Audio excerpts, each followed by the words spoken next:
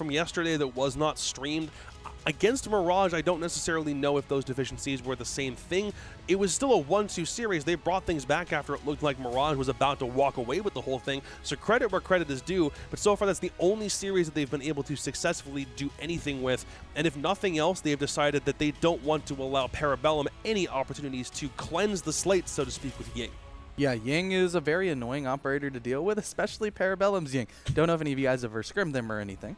It's not fun. I haven't. It is not fun to deal with their Ying, and with the ban out completely, it is going to leave things like the Flores up for grabs with the Thatcher ban. So any shield setups on the extended side, especially over towards elbow and pillar and stuff like that, can be removed with relative ease on those basement attacks. And for this map, those typically are kind of the most important. They're the most focused on because it is by far the most difficult attack and the easiest defense. If the attack is able to just overcome all of that utility, with now the Mira being taken down, makes it just that little bit easier. And then you kind of can focus on some more fun defenses over towards the top of Kid's bedroom and maybe even over towards meeting on the tertiary.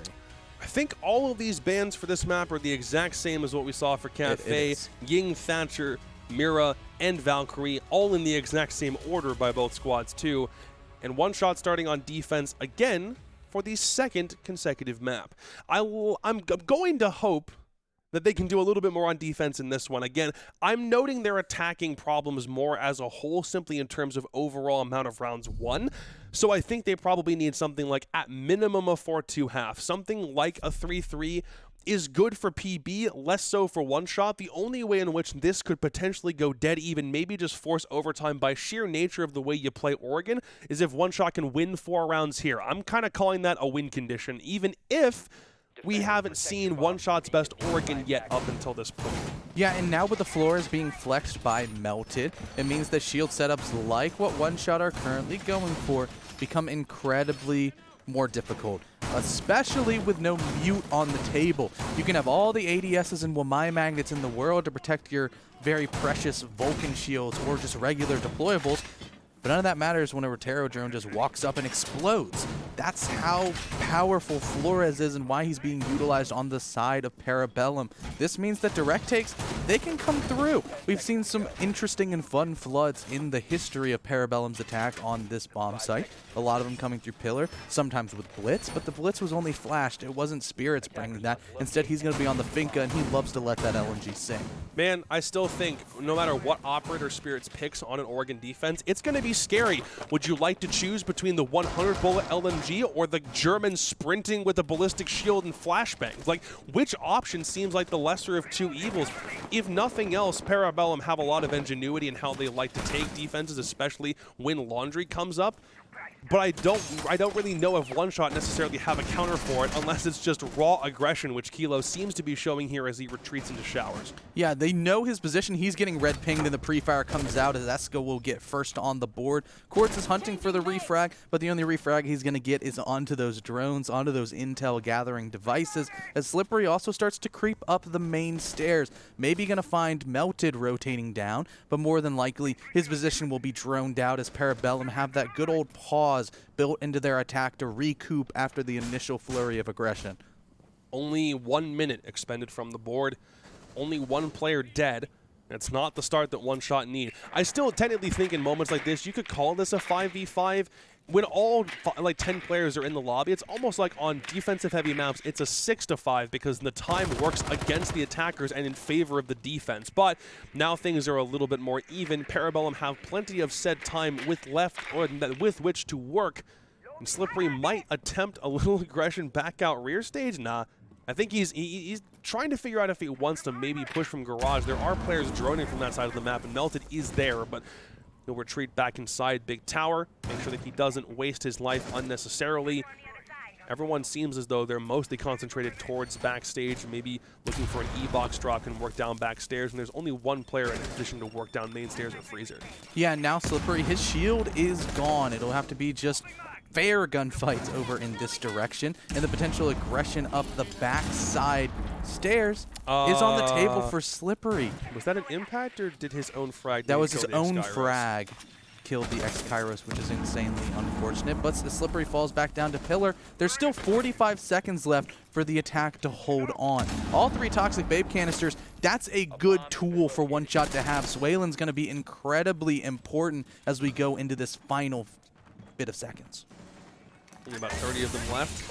Looking for the exact execution. Swaelin's going to get thrown back off the bomb chassis, but still, more Toxic Babes can be utilized here. No Nitros, though. That was the one thing Kilo had that can't be used here, but time is beginning to dwindle. Only so much more droning you can do before you need to make your execute, and with Hibana, might be a little bit of a weird rotate. Doesn't get down. Slippery now has to come right back in. All the manpower can be used on backstage, but a flurry of kills means One Shot can still possibly hold on to this. The Adrenal Surge will give them a little bit more time. Swaelin guns down Spirits. Kool-Aid's there with a response, but it falls on Penguin. He can only get the diffuser down before it's instantly come right back in for Swaelin. He finds 4, still on a hot streak from last map. Absolutely massive. I thought it was going to be the utility of Swaelin to go huge, but instead, it was his gun. The close proximity gunfights he was able to take with that shotgun as well as the SMG-11, but it was more the SMG-11 doing the work. Absolutely clinical, cool under the pressure, and Parabellum, they flooded strong, and it was so close into their favor.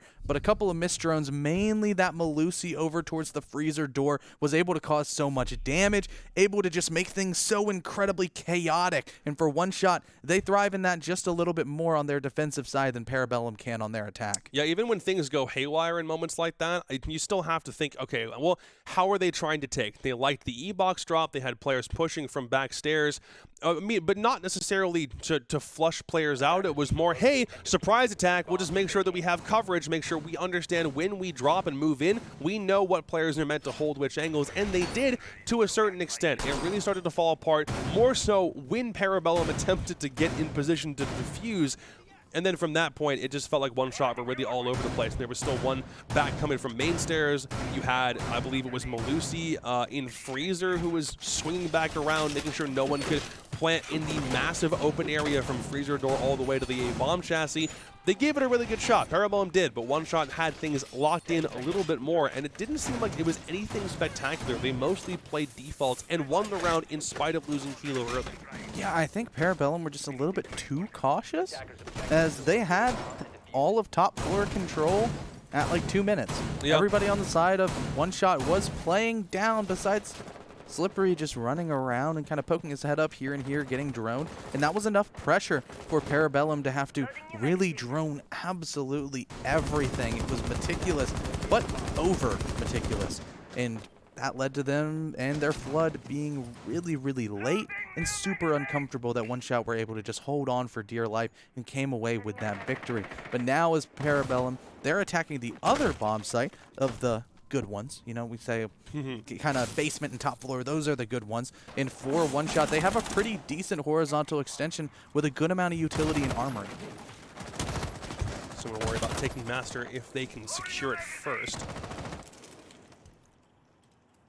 A little bit of a cross angle still over here from the Master bedroom. Slippery and Swaelin are not about to let this one go. Either is Quartz, who's going to aggressively hold armory, not something you'll usually see. He's on the opposite side from the hatch, but he can still use that as a rotation. He's still up there. He's looking if, I believe, Hibana, no, it's Eska, who wants to at the very least make sure if someone does drop, then they get stopped off the rotate, but instead, he's going to hold firm in armory, which might be more of a problem than we're really estimating here. Aruna can move back out in a number of ways, but it looks like Kool-Aid at the very least is going to try to clear her out of said position. Spirit's going to get Kilo again. Second time Kilo's died first in this match so far. Quartz is the catalyst. How long can he survive? Slippery is going to take Melted down, but this cross angle is what 3 players from Parabellum now are all trying to clear. She's still not dead. She's still there. When is she going to make the drop? No one knows, not even PB. It falls down to just a simple repel, and Quartz doesn't even turn his head around. That's the first frag, and it looks like Parabellum can still make this execute work with only a minute left. Yeah, there was just too much stimuli for Quartz. He didn't know where to look, but Swaylin knows to peek out right at the right time. Down goes Spirits, down goes your big window player that can hold a lot of these powerful rotations, and especially as Storms also aggresses towards Attic. He's trying to catch this Maverick of Kool-Aid off guard. He's droning himself, and in comes the Nitro. He gets off at just the right time and barely survives with half of his HP, and Storms, he gets away, trying to flank over towards the main lobby that is watched by Eska. He's going to cut him down. It's just Swaylin and Slippery to bear the brunt of this Parabellum attack. Only a couple of seconds with which to make this execute work out, but they can still do it. Honestly, if Swaylin doesn't go massive yet again with the SMG-11, this could be another round falling by the wayside like we saw from last map. We're going to see it happen now. Kool-Aid on little HP, which means Diffuser is going to go in Penguin's hands. Instead, 2 kills from Slippery, but Eska, he's the last man alive. The last 2 players from One Shot seemingly lining up, both of them with their backs turned. Oh, One Shot, you were so close. So incredibly close, but just as Swaylin popped off with the 4K for One Shot, Eska said, I'm going to do you one better and do it on the more difficult side of the attack.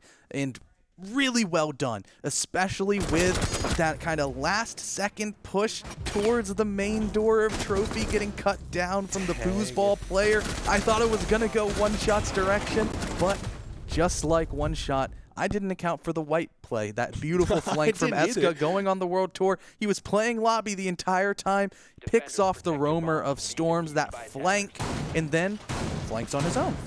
4K for 4K from one round to the next, and that was 4 kills for Eska in that one. And it didn't really seem like it because I think like the last 3 kills that he got, one of them was like off cam a little bit. He had to flick downstairs like from armory stairs to someone who was coming from meeting, and then got those last 2 at the end. So Eska kind of putting the team on his back for that one, as Swaylin did in round 1. This one is shaping up to be pretty close. Yeah, this is back and forth, but for One Shot, they don't want that. These are Oregon defenses after all. You want it to just be one shot, not back and forth, just a whole lot of back. None of the fourth. You want to leave all that home. And for One Shot repeating this bomb site, they feel like they can swing it back into their favor. And if they're able to kind of hold on to Armory just that little bit longer, and if the aggression of Storms doesn't come out on the rotation, maybe he goes Kitchen Green Hall rotation as opposed to straight through split in main lobby, he could have gotten back to the bomb site. Or maybe he could have just aggressed traditionally instead of using his Nitro to try to take out Kool-Aid, solo pushing Attic. Could have just held and tried to take the one-on-one in that engagement. More of an aggressive hold now. One player with the Mossberg should be Swaylin up top is going to hold on to Walk-in Closet for as long as he is able to, but the nade from Classroom may take him out. It bounces off the barricade. It only does about half HP damage, but I don't even think that came from a nade. It was probably just from a gunshot.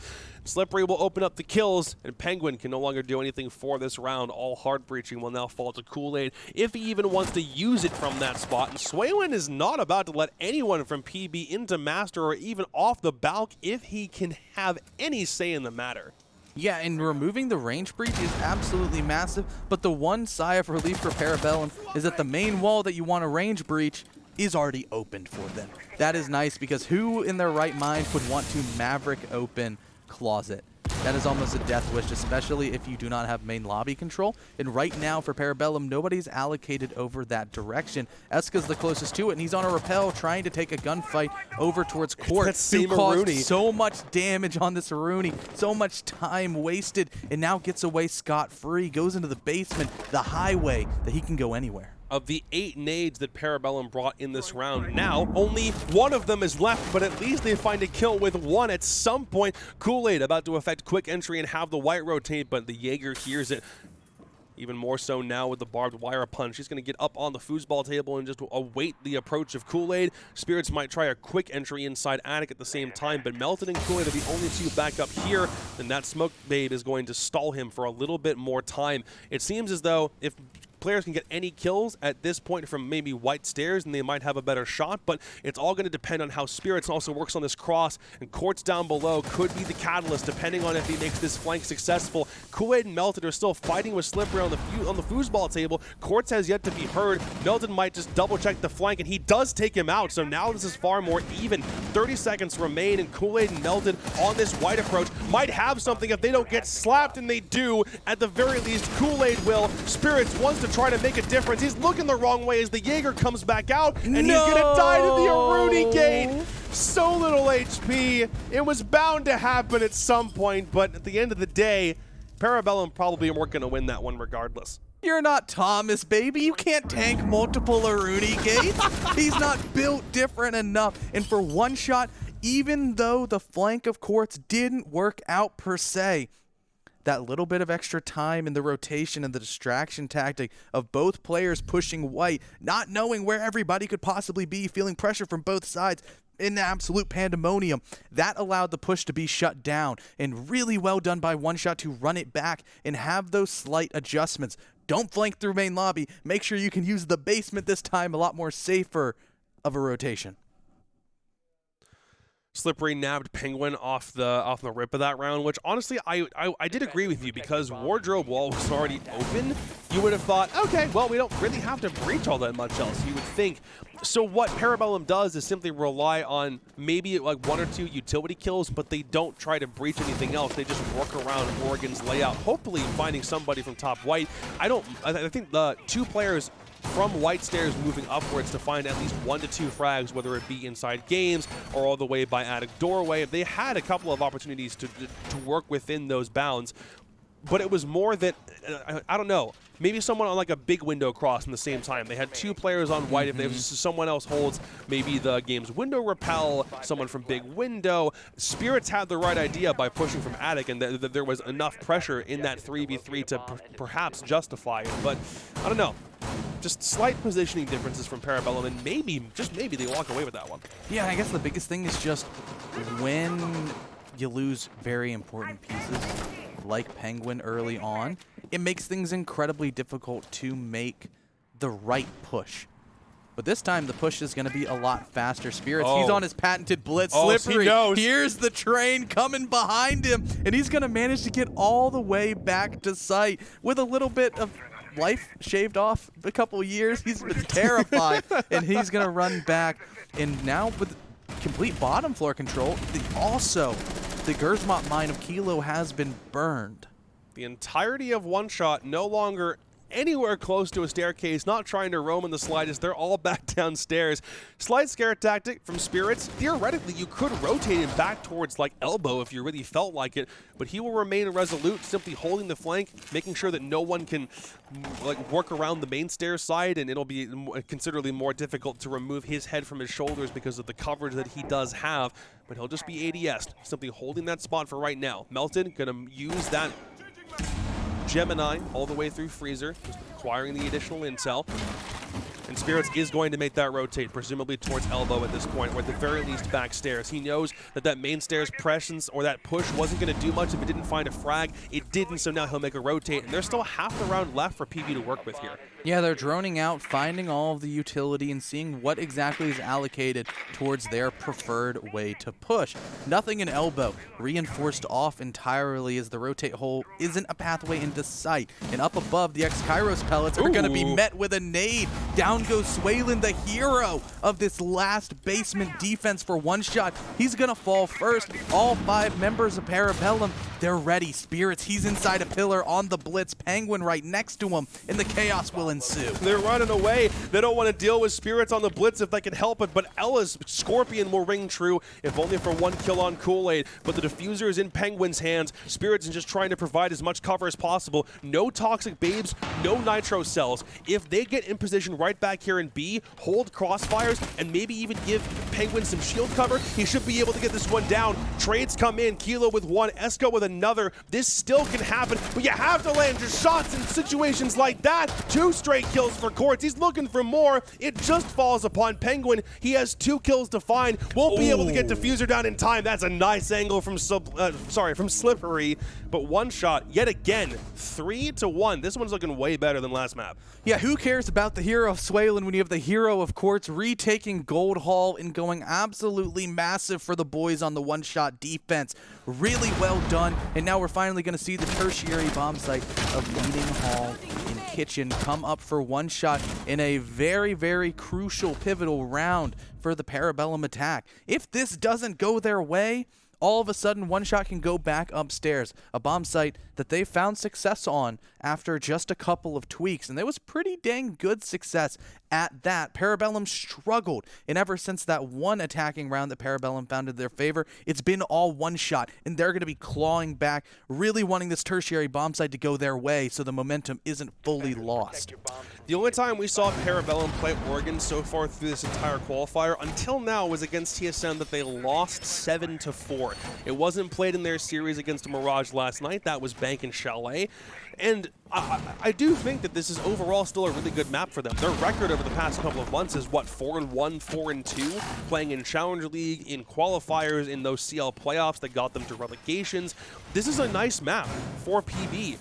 It's just that I don't want them to get into such a slump that they can't come back. I think against TSM, Mental was kind of shot because we had those rehosts from yesterday. They lost Bank as a result of it, went into Oregon, and according to Penguin, they just couldn't really find a groove. I'm really hoping that that's capable, or something that they don't lose sight of in this matchup in particular, because one shot, in spite of having a 3-1 lead, this is just the way that Oregon goes. So don't allow this to really dig into your mind for any reason. I think PB have some good ideas. They're willing to be experimental. They're giving Spirits unconventional ops, the Blitz, and now the Nook in round 5. I like this from PB, but even if they don't find like this round here or they lose one more on attack, it genuinely isn't the end of the world. Yeah, but unfortunately, it's not like One Shot have been playing an intel-oriented game. There's only one bulletproof, and Nock is not immune to goo mines, which is what Swalen's bringing to the table on the top floor roam. Probably just mainly picked for the comfort of the gun, the T5.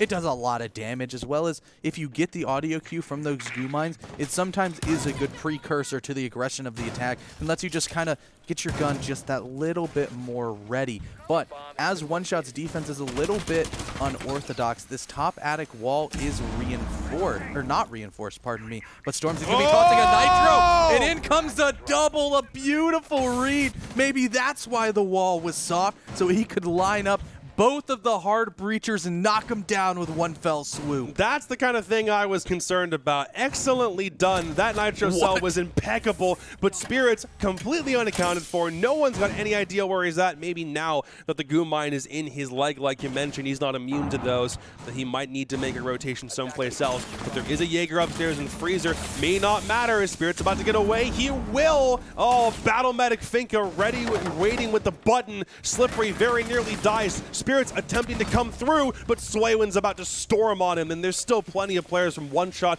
upstairs attempting to deny on meeting right now.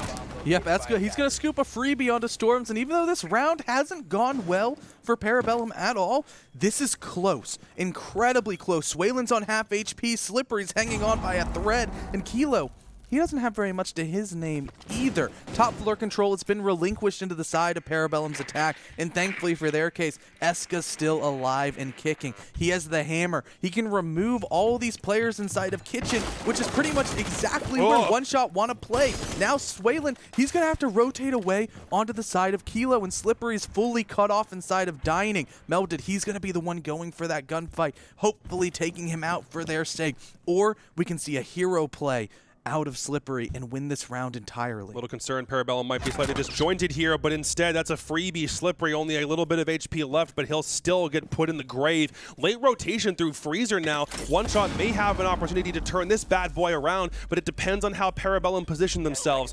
Goomine in the back pocket or in Melted's leg is going to be a bit of a problem, but he's tasked with covering Eska on the plant. Swalen back through security. Kilo's going to take down Melted. Eska's still on the diffuser, and he's shot through the monitor by Swalen.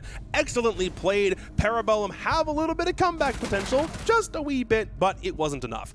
Yeah, really well played. Once again, you called out that late rotation through Freezer. That's a stroke of brilliance from Swaylin as he's going to go on the world tour. I feel like we say that every round. He runs everywhere. Gotta He's find another way to upstairs, say he's it. downstairs, he's in kitchen, he's in the basement, he's coming back up. Yeah. Really well done to just come in and right at the perfect time strike. As soon as your teammate of Kilo starts taking some fire, he actually is able to fell Melted, even holding a tight pixel angle and expertly evading those nades. Kilo comes out on top, and then it was just a free kill on a triple zeros that poor Eska couldn't hop off the diffuser. Is what it is. I think in moments like that, you're like, well, I hope he doesn't kill me. Maybe I can get this plant down. Sometimes it happens. It's not very often that we see it, though, but that rotation back through Freezer, like you mentioned, was the thing that no one really accounted for. I mean, you know, okay, cool, my coverage is dead. Finka is dead. Where from? Probably doesn't matter, but no one really expects like a super late Freezer rotate, leaving only one player on the bomb site in a 2 versus 2. Close, but no cigar for PB. Now one shot, looking to do what Parabellum did to them and putting their opponent in a situation that's almost unwinnable round count-wise. If it's a 5-1 on Oregon, that could be too much from Parabellum to come back from, even though they would shift onto defense after just this round. So if one shot can lock this in, that's fantastic for them. If Parabellum win and it's a 4-2 heading into the next half, a little bit of a different story. That's what I'd call more even. Yeah, and for the side of Parabellum, they haven't been able to deal with the advanced positions of One Shot, who are extending wide and feeling really comfortable taking gunfights. This is where One Shot is at its best, when they can just run around and cause absolute chaos. And so far, chaos has ensued pretty much every single round. Sure, some aggression has gone punished, but as soon as there's the late round and there's any window for One Shot to go for a retake, to aggress towards Parabellum, it seemingly catches them off guard at the very last moment. And when you're executing late like Parabellum is going for, one single thing going wrong can spell absolute disaster and can completely destroy your entire take. And now, as Storms is going to get this Electro Claw trick, I think he's going to remove the X-Kairos. Yes, he is. Down goes 4. How important will that be? Probably not that much, because Penguin has a lot of them, as well as the dual Heart Breach on the Maverick of Kool-Aid will remove the reinforcements on the other side. Makes things a lot easier when you have 2 Heart Breaks instead of just 1. From what Parabellum's done on this site before now, okay, Electroclaw does finally get destroyed, but there isn't another one for Storms to use here. Attic pressure in the last times that One Shot attempted to defend Kids was only really like one player storming through Attic window. Instead, this time, they're using Maverick to get the reinforced wall open with another rotate and perhaps push 2, if not 3 players on that angle. Quartz knows there's someone over there, but there's going to be somebody watching that flank, so there's no reason for him to really ingress onto the site. Eska's there just droning. Actually, that might have been a pretty free flank because he wasn't in a position. He was droning. He had no way to pull his gun back up, especially prone, but Eska is instead going to work onto Attic as soon as the call comes through here. Yes, and Swaylin, he actually drops Spirits off first, but that might be a blessing in disguise because no Adrenal Surges to make the smoke hurt so much more. But as Melted falls at the hands of Quartz, things get increasingly more difficult for Parabellum to pull this back. They have site control, but not anymore as Penguin's going to fall to a Nitro Cell down below. Kool-Aid fell slippery, but the shotgun rains right onto Eska's body, leaving poor Kool-Aid alone against the world. And Quartz, he's going to find the back of the poor player. Really well done once again by One Shot, absorbing the pressure and being able to throw it back at Twice Force. 5 rounds to 1 on the defensive half for One Shot. Yeah, like I mentioned, if it was 4-2, I feel like One Shot, we're like, yeah, okay, you know what, that's normal for an Oregon. But in this specific situation, that win condition has been exceeded from the one that I called from earlier in this matchup. Parabellum now, in spite of being on the favored side, needs some ingenuity, need to innovate past what One Shot has already delivered here. They set the standard on what they did for those defenses, even though Parabellum decided, yeah, we can do some unorthodox operators, we can try multilateral pushes, none of our takes are really going to be the same, but they can't rely on Eska to get a 4K every round, and that's the only round so far that they have won. They need something different here. Options are on the table for how differently you can play bomb sites. Like some defaults, I'm sure here are expected, but get crafty, boys. Get shifty, get creative. Yeah, this game is not over for Parabellum at all. Any metric, no means Nothing. Nada. Because One Shot have struggled on the attack. And now they're going to be starting off and potentially trying to set the tempo. Is Parabellum on a full roam with Capcan. And if One Shot's kind of initial read towards Parabellum's roam is to rush and to try to crank up the speed, they could get cut down by those EEDs. And that would be kind of funny. I kind of would. It's the kind of thing where you're like, well, okay, so we know Spirits likes playing Blitz. Maybe we should then play the Capcan to try to stall them out. They didn't have to worry about that. Spirits only brought the Blitz one time. I think it's nice coverage across the map, especially depending on where Melted decides to put these things. So there's a lot of different options on the roam or additional stoppage of time. But look at how as they're all congested. That's 4 players about to storm down main. Eska, at the very least, does a little bit of damage to Kilo. Is he going to rotate back? No, because everyone from One Shot has just stormed down inside Laundry. They might have a couple free kills here, but it's usually pretty even now. Penguin's going to whip out the shotgun, try to stop this in its tracks, and Parabellum have done exactly that. They thought there wasn't enough coverage inside Laundry. They thought they droned it, but in fact they didn't, and the only man left alive is Soylent top Freezer. He's got 2 minutes, but I think you lost this one already, boys. Yep, no diffuser, and now his position is confirmed. They know he's on the default cam. They're free-firing away every direction as he has a wall of bullets going his way, and he's struggling to stay alive. Actually whipping out the Rotero drone, interestingly enough, and he's going to clear that close corner and actually opening up a rotate hole that he could pass through. But rotate holes, they work both ways, and now Freezer Control can definitely go back into the way of Parabellum if they want to rotate down. A feigned rotation on the top side is kind of met with Freezer hatch potential. Probably a flash will come out of Swaylin, then he'll drop down as vision is stripped away from a whole lot of Parabellum defenders. But like you said, this round is pretty much almost over, unless there's some massive amounts of trolling. Eska's playing close, Spirits playing far. Spirits delivers that beautiful blow onto Swaylin, and Parabellum, in a very interesting way, shut down a rush on their roam strat, and now have potentially brought themselves back into the game if they can get some momentum going. Yeah, I'm curious if there is a replay of that, because there might have only been 4 players as opposed to the entire team who were storming down main stairs, and then it gets cut down because, yeah, you have, like, the smoke back in closet on Penguin, who could just swing back around with the shotgun whenever he could, like through said default rotate. If you have that many players all inside Laundry, it takes like 1 impact nade to do like 50 HP damage to so many players, or 1 nitro cell, or 1 toxic babe, or a load of gunfire. You have 1 angle, like 1 avenue in. If you go down main stairs, you have about 7 different angles you can get shot from, or something can like stop you in its tracks. So that kind of thing only works out if you drone it and you understand, okay, yeah, there's no one here, maybe there's no one back by a rotate or holding a freezer angle or something, and Parabellum are like, oh, you're rushing? And they all zoom back, almost like they're magnetically attached to the site, and find those frags. One Shot had a nice idea, but it was over before it started. Yeah, really well done by Parabellum, especially after that initial read of, I think it was Eska on the Melusi, just peeking through and seeing like, oh no, they got down main. Time to run to Freezer. Time to run indeed. And once again, it is worrying potentially for One Shot after that called rush to potentially give momentum back to Parabellum. With Spirits rotated all the way inside a big tower, if One Shot are to clear him, it is a lot more difficult than you would think, especially when you have ADSs as the Jaeger. Multiple directions sprawled forward on the horizontal extension is Parabellum's defense. You got somebody all the way in big tower, then pretty much all of the second floor is into your control. Wherever One Shot want to go, they are going to be met with resistance. Top 4 utility game for Parabellum is somewhat extensive. Shield inside Master as well as 1 in Attic, so they can move wherever they need to with adequate cover. The One Shot don't need to allow that last round to really permeate in their minds. If anything, this is a new slate. They can try some things out on a top floor site for the first time, and if it doesn't work out, the next time Parabellum end up going back to it, if they win enough rounds, they can just make a couple of adjustments on the back of that play.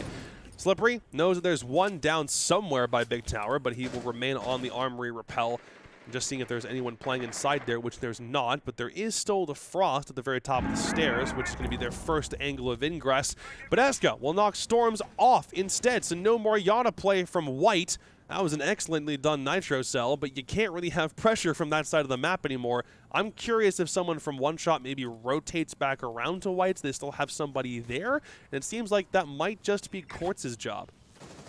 Yeah, rotating away, not very nice, but a Slippery, he rotates in. Penguin will cut him down. I think maybe a misdrone or maybe a miscalculated aggression towards Penguin still holding inside of Armory. That will be the undoing of the poor Sledge. No more nades at all, besides in the back pocket of Quartz, who's pushing up main and might be cut down by Penguin as soon as he peeks. The pre-fire, it doesn't land, but maybe this nade will, but he misses it. He knocks it off the door, and Penguin jumps out to be cut down by Kilo. He thought it was a safe haven into the danger zone, but instead it was right into the loving arms of Kilo, as Swaylin on the other side takes down Kool-Aid before Eska lands the refrag. The flanks are plentiful in this matchup, especially for a map like this. And with only around 30 seconds to go, it seems like One Shot have totally stalled themselves out. A couple of angles are now known. Quartz takes a bit of damage. They know that they're all like congested inside Trophy, and there's a couple different angles being held, so no one from Parabellum can get wasted because of spacing. So far, Eska can make a rotate around. It seems like, what, is there one blue silhouette coming back to White? There is. Quartz is hoping that there's somebody on some of the holes he's open with those frag grenades, but it's not to be, as Eska is just a little bit over to the left. Kilo's about to die off of this flank. Instead, Quartz finds 2 frags, but he does get cut down finally. Little bit too close for comfort, but Parabellum do put up their 3rd round finally. That was scary.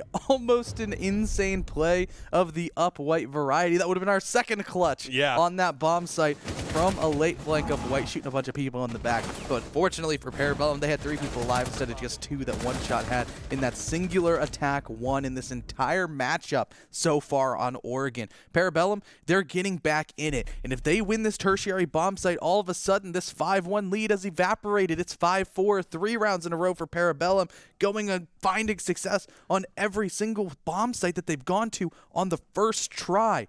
That could be massive. And now flashing up the castle, that's what Penguin went for. Maybe kind of indicative of, hey guys, we're roaming. That's what they're trying to give towards One Shot. But instead it's going to be shields as we're on the different tertiary bomb site.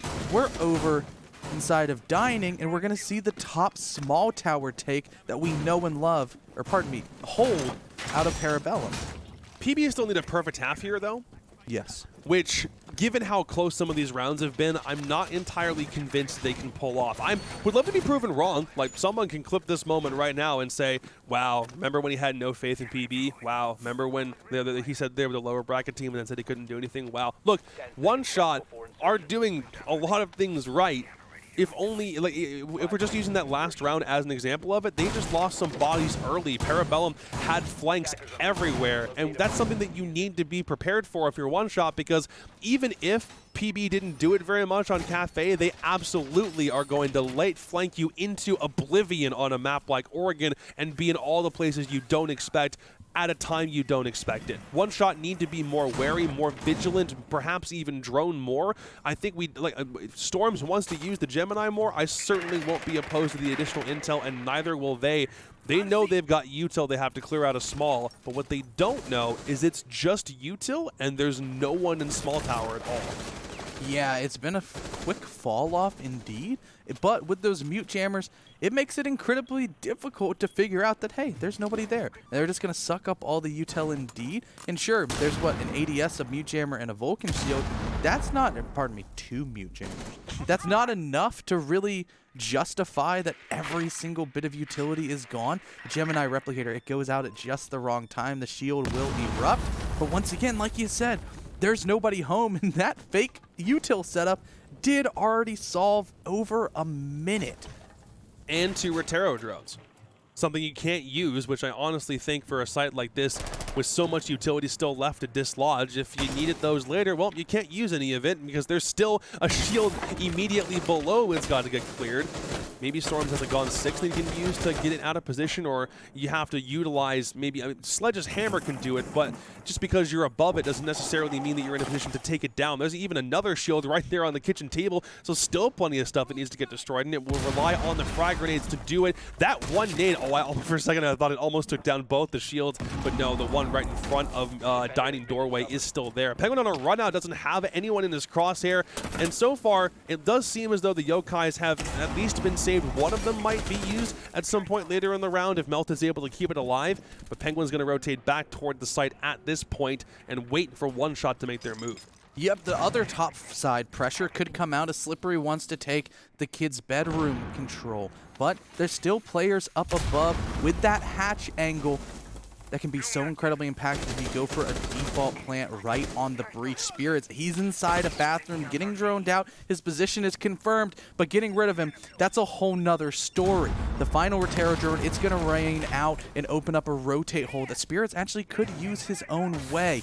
But as soon as the first Toxic Babes are going out, somebody's going to have to get aggressive on this one-shot side, and it's going to be punishing the aggression of Spirits as another nade rains out towards Z-Hall. It's going to remove Penguin from that position, and he's just going to run straight into Storms, who's going to cut him down. This attack, it's looking beautiful for One Shot as they're getting the flag plant down, but a Nitro Cell comes out. Will it be redeemed? Maybe not, as the diffuser's down on the ground. There's only 1 second left. Storms is typing on double zeros, and Eska has top floor control. No! He's bamboozled completely, but Slippery reads it perfectly. Well done by One Shot, as now they're on match point. Oh, Eska, well played indeed.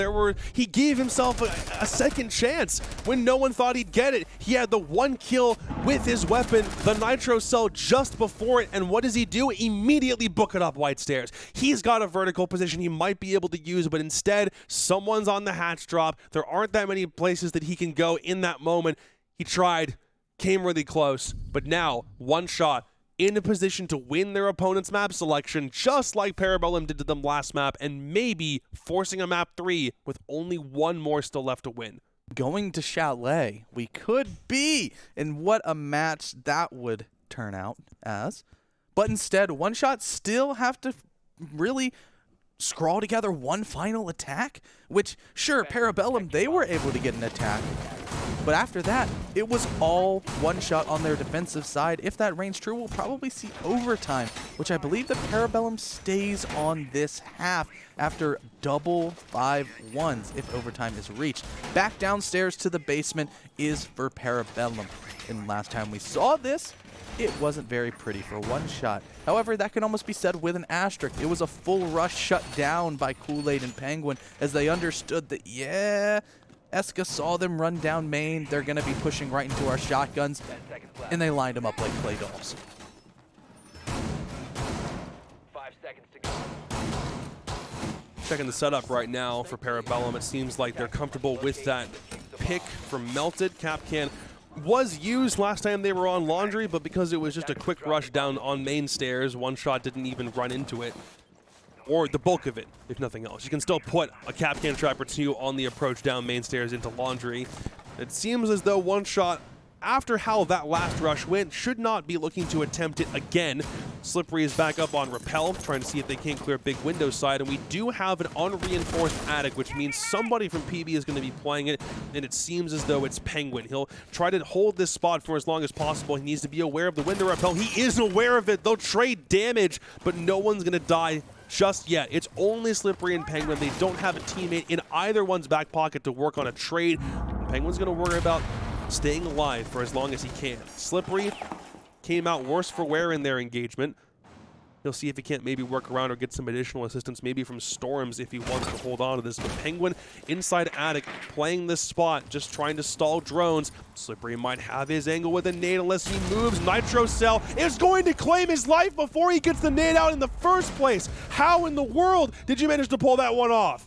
He was so lit up from the first engagement that just that little bit of shrapnel was able to finish him off. And in the meantime, down goes Quartz from the other roamers. From all of a sudden rushing to straight to the bomb site, it didn't work, but neither is the full clear for One Shot. It's all going wrong as now it's just Kilo left alive, and Spirits is gonna finish him off. That's flawless, baby, for Parabellum, as either way you attack that basement roam, it's gonna go their favor. Yeah, that's the kind of response you need. Both times that Parabellum have defended Laundry, One Shot have said, yeah, you know what? full clear, rush, whatever it is, we are going to expedite matters. We're going to get on an express train and send this thing to the station as fast as we can. And Parabellum have said, yeah, but we can also play stall tactics as well. They not only ensure that Attic remains completely sealed up despite being unreinforced with rotates in it, but they also ensure that nothing comes up white, nothing comes down main. They have every angle conceivable, known to man, covered, if only for the couple of seconds required to find those kills. And Parabellum getting a flawless off the back of how last round didn't go their way, that's exactly the kind of thing they need to stay in this map. Yes, but it's going to have to be adjustments on their second floor defense because One Shot were so incredibly close to bringing this one into their back pocket, and we would already have this match over. True. If that were the case. It was almost a 1v3 clutch, but you don't even want to say it like that because it was like a trade. It wasn't really a clutch. It was a late push up white. 4 courts, but he couldn't land the final shot on Spirits playing that deep long angle inside of the Attic dip. But once again, that was way too close for comfort for Parabellum to consistently count on it. The early aggression, it was met on the side of One Shot with some really well-placed players. Penguin, he was locked inside of Attic, had nowhere to go. Sure, he got 1 kill on Slippery rappelling in, but then as soon as he was pinched from main and satellite window, and Kilo just sitting outside the main window of Attic, as soon as Penguin jumped out, he got cut down. Yep. Getting a slight flashback to what we saw from the APAC relegations from last night. Wildcard was down, I believe it was 6-1 to Rafflecopter or something, and then they bring things back all the way to like 6-7 and they win the thing. So I'm hoping that they can do the same thing here for their sake and go into the game against TSM looking way stronger, but if it ends up going to a map 3, it might be a way different scenario. So depending on how much time they can waste or how aggressive they want to play this roam, which doesn't really seem as though that's their priority. But again, they don't really have a top floor that they have to worry about, with the exception of one player at the very top of Big Tower. That's where Spirits playing Jaeger has situated himself. If he's not cleared, just maybe he can make the rotate down through Attic that he needs, or just stall for time up top. But it does mean he can't really help his teammates out with how One Shot are attempting to clear everyone out of games and Master right now. Yeah, Kool-Aid playing aggressively on the wall. Is barely skating past nades, one towards the Bolo position and one close on the breach, but neither of them landing any real important kills or a whole lot of damage to anybody besides Kool-Aid, who's now going to be aggressively peeking once again. On the smoke, he can waste time on the entryway towards the breach, but if you notice, Kilo is the one that has the diffuser in his pocket. He's going to be the one trying to plant crossover towards the default behind the Fool's Ball table, as Swaylen, rotating towards Small Tower, is probably going to pressure Big Window as Storms hits his way up white, following the Gemini Replicator, making sure that there's no sneaky rats inside a bathroom or inside a meeting or dining or kitchen, any of those fun areas. But they find out the roamer, the flanker of Eska, coming from the basement, and they'll send him straight down. This one could be the end of things for PB. Losing your top fragger on defense is a definite pain in the butt. No Nitro Cell cannot be utilized from anybody here for additional plant stoppage, and it's going to fall on Kool-Aid with the use of those Toxic Babes to accomplish that task instead. Quartz and Kilo inside Wardrobe, looking for an opportunity to make this plant happen, but that Toxic Babe is not going to do any damage. Instead, he'll rely on the SMG-11 to take down Storms, but Spirits also on his own late flank gets cut down. Both of these were scouted very well by One Shot, and now they're about to make Parabellum pay. Can't use their hatch for anything. That's been reinforced, so there is somebody probably sitting inside kids that they're aware of. Penguin's got a great angle on Slippery, and it might be PB pulling things back. 2 for Penguin, 1 for Kool-Aid. Both of them with 2 frags apiece. It's just on Quartz. He might not be able to find all 3 kills with so little time left, and he can't. Melted adds 1 more to the body pile, and we do require the full 12. Just like Cafe, these maps are so incredibly close. We could see overtime, or we could see One Shot tie things up on the overall match score at 12-12 apiece. But Parabellum has something to say about this, and they have their meeting hall kitchen defense once again. It's going to be a slight switch up as we're going to meeting instead of kitchen dining. And no longer are we going to see that fake Small Tower hold that sure brought forth a lot of the utility and absorbed it from One Shot for literally nothing. Yeah, that one didn't work very well. It didn't work very well because as soon as that map control still was for One Shot's favor, they got the vert pressure, they were able to just shoot fish inside a barrel. And everything that Parabellum went for was properly read by One Shot. Any aggression towards Z-Hall, it was cut down. The advanced placement of spirits inside a bathroom, also cut down. And it all came down to Eska almost hitting a 1v4 crazy clutch with insane rotations, but it was sniffed out properly by Slippery and didn't go their way. Instead, they're going to abandon that strategy and go towards a different one. A top floor roam, a lot more traditional, bringing the intel of the yokai drones of Echo and Melted. And they're just going to be kind of chilling, not really going too crazy. So far through this qualifier, we have yet to see a map reach overtime, but Parabellum are looking to be the first team to accomplish this by forcing 2 straight 5-1 halves on Oregon. Definitely possible, considering meeting allows a little bit more top floor coverage. The problem with working on dining so much with that small tower bait is you have to put a lot of utility in there to waste a lot of attacker utility. It wasn't worth it in the end with the power of hindsight because they lost the round, but now you can also situate some players in tandem with said utility directly above meeting and wait to stave off maybe a stage plant, someone coming from backstairs. That seems to be how they've allocated themselves. A shield inside pit with an additional player working on this hatch, but they're already going to have one-shot players trying to clear them from these spots. It's just Penguin inside attic proper. Spirits in tower can make a rotation back in, and Kool-Aid, he's aware. I think, no, it's probably Eska who could rotate back up white if he so felt like it, but they're going to stick on the bomb site for the moment and allow the other roamers of PB to waste as much time as possible. Yeah, a big piece of damage would be if One Shot manages to sneak their way up the white staircase. If they get past Eska or anybody holding that cross, it would mean trouble for Spirits, and that's a hard gunfight to win, even with a deployable shield in your favor. Slippery, he's going to start aggressing, sees that there's a nitro hole up above, and knows that, hey, there's probably a mute or somebody inside of attic that has a nitro. And also, the Malusi rotating in to double up those forces, really important, and a lot of emphasis is attic for Parabellum's defense up top. They do not want to relinquish this control at all. No one traded back yet. I think for One Shot it's a little bit concerning with half the round still expended. No more shield for Penguin to hide behind, but he still does have a nitro, and he's aware someone's back in trophy, but Slippery's ducked back to armory before he gets anything done from that nitro cell. And Kilo is just going to keep on watching the attic door. They're aware that somebody's sitting back here, but Kool-Aid will be the first one to fall from Quartz Cross map, which now means the top floor coverage is about to become even more detrimental because there's less players on the bomb site. Kilo's still trying to find any frag he can get. Penguin knows there's one by the foosball table, but there isn't that much time to really rotate or try something cheeky. It's a shotgun out for Penguin. This one's falling apart at the seams. It all falls on Melted and Spirits, who are still trying to hold on for as long as they can. Storms holding stalwart, top white. He's not going to make a push anywhere. Spirits is still holding on to attic by himself. It's going to come down to where this diffuser gets planted, but he will fall back off in order to ensure some more site help. Diffuser's been retrieved by Quartz. He'll begin his rotate back down, presumably through main if he can get it, but the crosses now are being established by One Shot. Spirits has to make this rotate and make it with blazing speed. He has to come back now. Swaywin and Quartz are about to go for the default spot right by blue, and if this goes down, there may not be a chance for Parabellum to deny Spirits back through the rotate. Is he going to stall the defuse? He will! No one's going to come back in time to get it. Aside from that, they will at the very last moment. Melted can't stop it. He's sprinting with his gun down. Why are you sprinting, Melted? So close, yet nothing in their back pocket. And we're going to map 3.